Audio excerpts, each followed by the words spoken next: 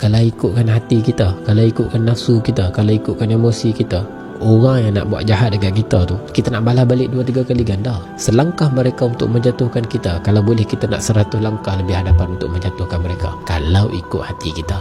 Tapi Allah sebut dalam juzuk 22, wala yahiqul makru sayyi'u illa bi ahli. Mereka yang merancang itu, kata Allah Ta'ala, takkan terjadinya perancangan-perancangan jahat itu melainkan ia berbalik kepada orang yang merancang itu.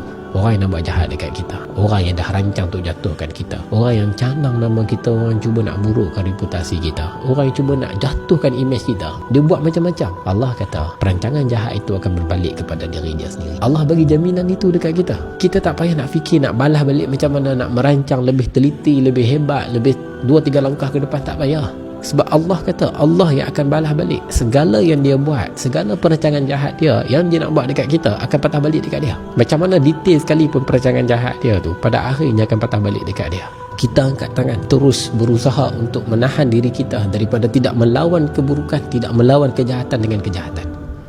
Jahatlah macam mana sekalipun dia buat, kita tak balas. Sebab kita tahu pada akhirnya Allah akan balas. Ni satu jaminan yang sangat luar biasa Allah bagi dalam juzuk 22, bahawa setiap perancangan kejahatan akhirnya akan ada konsekuensi, bukan kepada kita tapi kepada orang yang buat tu.